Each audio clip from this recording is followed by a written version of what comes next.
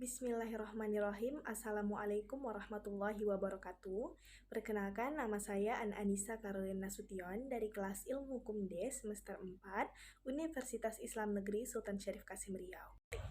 Baiklah, pada kesempatan kali ini saya akan memaparkan sebuah presentasi yang bertemakan hak perempuan dalam bidang politik. Laki-laki dan perempuan memiliki hak dan kewajiban yang sama dalam politik. Tidak hanya laki-laki, perempuan juga memiliki hak untuk terlibat dalam kehidupan politik. Namun begitu, masih ada beberapa hambatan yang timbul yang salah satunya disebabkan oleh faktor budaya, yang menyebabkan representasi politik perempuan di parlemen masih rendah. Sebagai upaya mengejar ketertinggalan tersebut, disahkanlah Pasal 214 Undang-Undang Nomor 10 Tahun 2008 yang memberikan kuota minimal 30% bagi perempuan di parlemen. Bagi perempuan, hal ini merupakan langkah awal untuk mendorong keterwakilan perempuan di bidang politik menuju arah yang setara dan berkeadilan. Partisipasi perempuan dalam politik sangatlah penting, karena yang sungguh-sungguh memahami dan mengerti persoalan dan kondisi perempuan adalah perempuan itu sendiri. Dengan masuknya perempuan dalam ranah politik, diharapkan dapat memberikan pengaruh terhadap produk-produk kebijakan yang dihasilkan, khususnya yang berkaitan langsung dengan kehidupan perempuan. Apalagi pemerintah Indonesia telah meratifikasi konvensi yang berkaitan dengan partisipasi politik perempuan, yaitu Konvensi tentang Hak-Hak Politik Perempuan. Artinya, pemerintah Indonesia wajib untuk melaksanakan setiap bagian dan pasal konvensi tersebut secara maksimal. Karena pada dasarnya, hak politik perempuan dalam arti luas adalah bagian integral dan tidak dapat dipisahkan dari hak asasi manusia.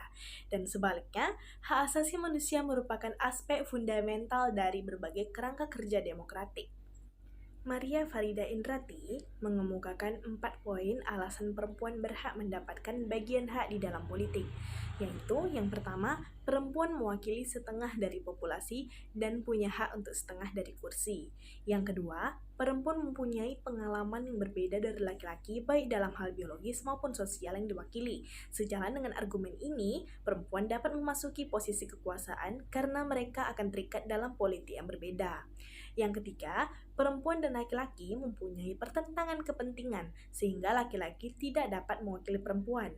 Dan yang keempat, politisi perempuan mewakili model peran penting yang mendorong perempuan lain untuk mengikuti.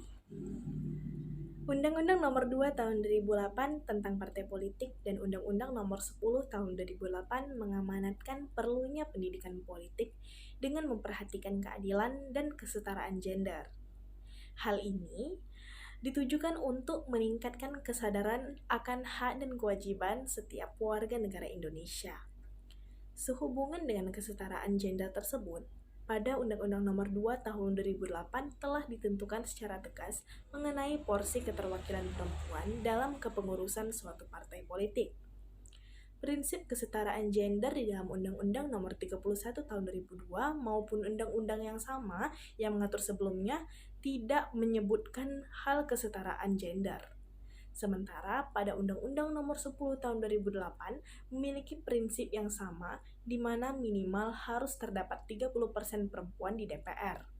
Dengan demikian, dapat dikatakan Undang-Undang Nomor 2 Tahun 2008 dan Undang-Undang Nomor 10 Tahun 2008 merupakan media hukum yang revolusioner di bidang kepartaian politik di negeri ini. Lahirnya prinsip keterwakilan perempuan atau juga disebut sistem kuota perempuan bersumber dari ketidakpuasan beberapa kalangan. Hal itu khususnya dari kelompok feminis yang melihat betapa memprihatinkannya porsi atau persentase kalangan perempuan di lingkungan partai politik yang ada. Kalangan perempuan di lingkungan partai politik atau mungkin bisa diistilahkan dengan feminis partai politik terdiri dari aktivitas partai, pengurus, calon legislatif, dan anggota legislatif dari kaum perempuan. Namun sangat disayangkan pada perjalanannya kebijakan affirmative action ini dianulir secara tidak langsung melalui putusan Mahkamah Konstitusi yang pada intinya adalah membatalkan penggunaan nomor urut dalam penentuan calon legislatif terpilih. Jadi dia melakukan pemilihan berdasarkan suara terbanyak. Sehingga dengan pembatalan tersebut, secara otomatis kan zipper system yang berdasarkan nomor urut untuk menentukan posisi perempuan tidak dapat dijalankan. keterwakilan perempuan menjadi sangat timpang. Walaupun sebenarnya penggunaan mekanisme suara terbanyak dalam pemilihan umum adalah jalan yang bagus, dan juga memenuhi asas demokrasi untuk mendapatkan hasil yang sesuai dengan keinginan masyarakat, tapi apabila mekanisme itu tidak diatur secara menyeluruh dan terpadu dalam suatu peraturan, hal tersebut malah akan menimbulkan dampak yang negatif. Tanpa adanya peraturan yang menyeluruh dan terpadu, maka mekanisme atau suara terbanyak hanya akan digunakan sebagai alat untuk melegalkan strategi internal partai politik untuk meraih suara pemilih sebanyak mungkin dengan mengabaikan kompetensi calon dan reformasi internal partai yang komprehensif, serta mengabaikan tindakan afirmatif yang sudah disepakati bersama. Namun, seiring berjalannya waktu, dalam Undang-Undang Nomor 10 Tahun 2008 ditegaskan bahwa partai politik baru dapat mengikuti setelah memenuhi persyaratan menyertakan sekurang-kurangnya 30% keterwakilan perempuan pada kepengurusan partai politik tingkat pusat. Peraturan lainnya adalah dengan menerapkan zipper system yang mengatur bahwa setiap 3 bakal calon terdapat sekurang-kurangnya 1 orang perempuan. Ketentuan ini terdapat dalam pasal 55 ayat 2 Undang-Undang Nomor 10 Tahun 2008. Kedua kebijakan ini bertujuan untuk menghindari dominasi dari salah satu jenis kelamin dalam lembaga-lembaga politik yang merumuskan kebijakan politik. Keterwakilan perempuan dalam parlemen ini perlu menjadi perhatian penting, lantaran kehadiran perempuan di parlemen memberikan otoritas pada perempuan untuk membuat kebijakan yang berkontribusi besar pada pencapaian hak-hak perempuan, khususnya kesetaraan gender, sebab seringkali anggota laki-laki tidak dapat sepenuhnya mewakili kepentingan perempuan, karena adanya perbedaan pengalaman dan kepentingan antara keduanya. Sebagai bangsa, Indonesia patut berbangga karena sejarah telah membuktikan bahwa Indonesia berhasil mencapai berbagai pencapaian penting dalam urusan demokrasi dan kesetaraan hak berpolitik. Dari total 190 negara di dunia, Indonesia adalah satu dari 7 negara yang memiliki perempuan sebagai presiden atau perdana menteri. Hal ini bahkan tidak pernah terjadi di negerinya para pegiat demokrasi seperti Amerika Serikat.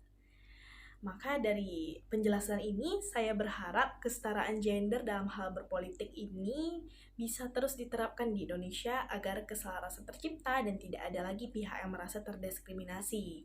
Walaupun belum tercapai secara totalitas, semoga kedepannya masalah kesetaraan gender ini dapat lebih kondusif dan menjadi suatu hal yang membawa dampak positif bagi negara kita. Baiklah, sekian dari presentasi dari saya. Terima kasih atas perhatiannya. Jika ada kata-kata yang salah, mohon dimaafkan. Wassalamualaikum warahmatullahi wabarakatuh.